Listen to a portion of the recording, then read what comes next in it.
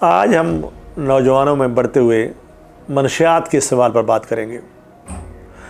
چاروں طرف سے خبریں آتی ہیں، اخبارات میں بھی، سوشل میڈیا میں بھی اور اسٹریم میڈیا میں بھی، کہ تعلیمی اداروں میں اور نوجوانوں میں ہمارے ہاں نشے کا استعمال بہت زیادہ ہو رہا ہے۔ پرانے نشے ہمارے ہاں افیون کا، چرس کا، سگریٹ کا، اس طرح کے نشے تو عام تھے، لیکن پاکستان میں 79 کے بعد، افغان وار کے بعد اور پھر دنیا میں بہت سی چیزیں کامن ہونے کے بعد اب جدید نشے بھی بہت تیزی سے ہماری نوجوان نسل میں پھیل رہے ہیں۔ اس میں ہیروئن ہے، کوکین ہے، کرسٹل ہے، آئس ہے۔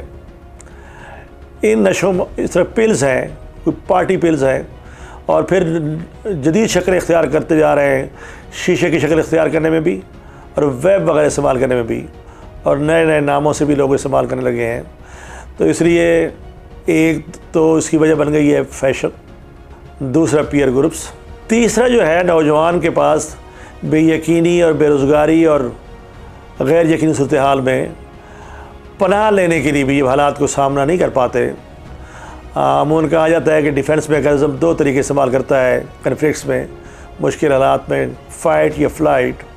فائٹ ایک اچھا راستہ ہے مقابلہ کرنا، حالات کے ساتھ ڈٹ کر مقابلہ کرنا اور جینا، اور دوسرا راستہ فلائٹ کا ہے کہ یا تو ذہنی طور پر بیمار ہو جائیں آپ، یا ان حالات کو چھوڑ کے بھاگ جائیں، یا پھر آپ نشے میں پناہ لیں۔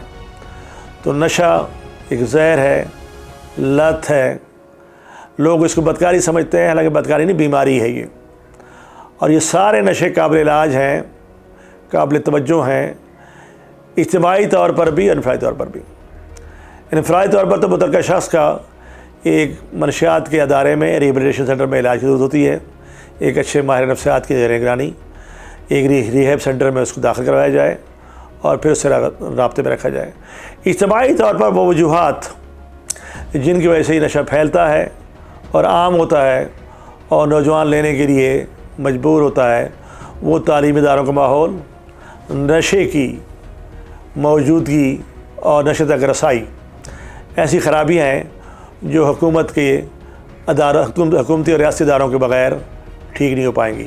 ہمارے یہاں ANF یہ کام کر رہا ہے، لیکن پھر بھی ان بہت سارے معاملات میں نشہ آپ کو ہر محلے میں، ہر تعلیمی ادارے میں اور کالج میں موجود مل جاتا ہے آپ کو۔ اس لیے اس کام میں والدین کو، اساتذہ کو، تعلیمی اداروں کے سربراہوں کو اور حکومتی، مقامی اور صوبائی اور مرکزی اداروں کو توجہ دینے کی ضرورت ہے۔